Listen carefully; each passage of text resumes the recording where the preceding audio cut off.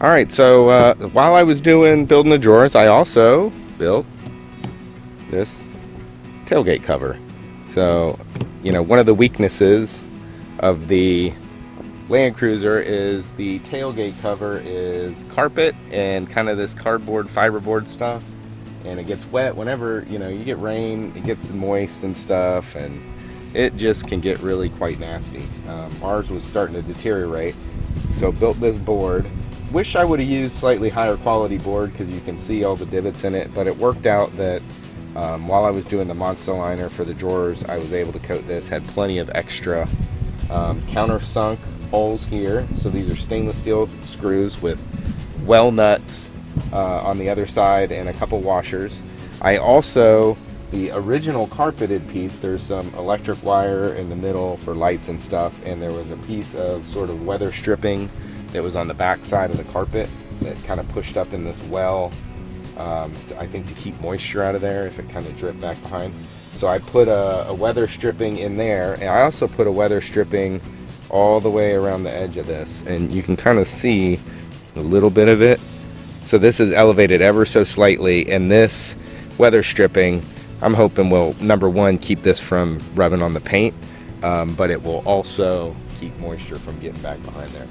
So this actually turned out pretty good, I think. Now the one thing is this thing was sitting high in a couple little spots on here where this basically went a little bit further than the carpet did.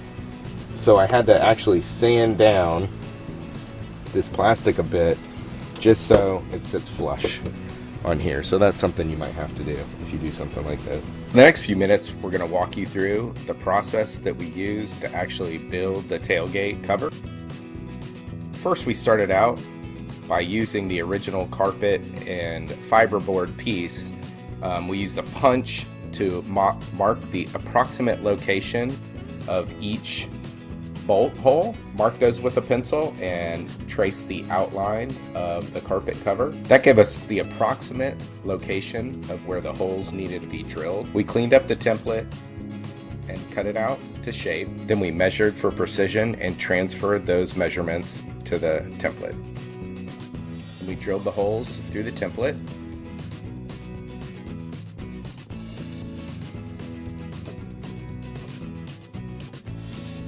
And checked that they actually lined up. We added some duct tape in a couple spots where we had to correct the holes.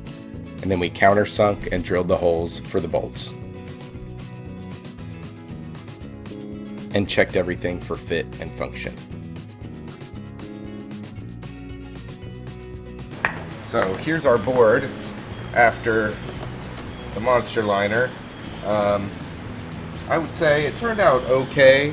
My biggest problem with it is the fact that I used some cheaper wood. There's no 1/2-inch birch at my local hardware store, so I got this sheathing, and it has a lot of imperfections in the wood. I really thought the monster liner was going to fill that in, and while it helped a little bit, it still has quite a few imperfections. So I'm using 8 by 32 1-inch long pan Phillips machine screws and number 8 flat washers, and also using these well nuts that came from clipsandfasteners.com, and they were on Amazon. And you can see this is what the well nut looks like. It's an 8 by 32 nut, and this is a 5/16 inch diameter, which is exactly what you need. So there's a little bit of foam kind of stripping here. Pretty sure that's designed to fit in this channel and to keep moisture from getting down in this wiring underneath the edge here. So I got some self-sticking rubber foam stuff, and I'm gonna actually stick it on here so to make sure I get it in the right spot. This should keep the board from rubbing up against here. So you can see each of these holes has a recessed area.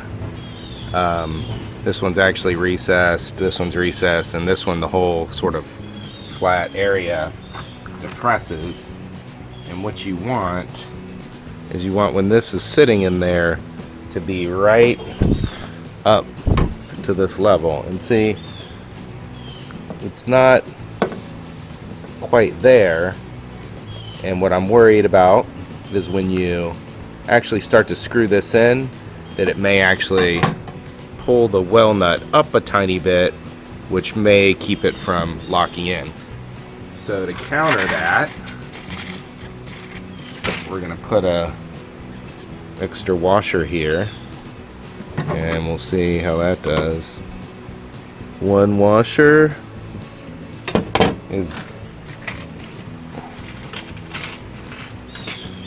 seems to be almost there, and I have a feeling that 2 may be a little bit more than we need. I think 2 is what we're gonna want. Now what I'm gonna do is I'm gonna go around the board and I'm gonna attach them all and get the screws started to line everything up.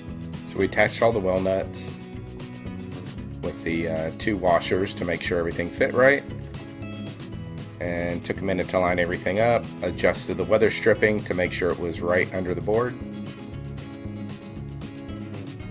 And once we got them all down on there good and firm, then we screwed them in. I actually sat on the board to make sure it was firm up against the deck of the tailgate so that the well nuts wouldn't pull out. You don't want to go too tight because you don't want to pull the nut through the rubber on the well nut. Let us know if you have any questions. Anything else, Brennan? One more thing. One more thing. There's an old tractor over there. Piece of a tractor. Are we gonna go check it out? I think that's made in the 30s. I have no idea. But it's definitely an old piece of equipment. To post on blogs on our site, so we're gonna do a blog all on this, and you can get to our blog and see everything that we did and some more in-depth details of how we did it on bradyadventures.com. So be sure to check out bradyadventures.com when you get a chance. If you like this video, please give us the thumbs up and consider subscribing to our channel. And always feel free to leave us any comments or questions that you might have.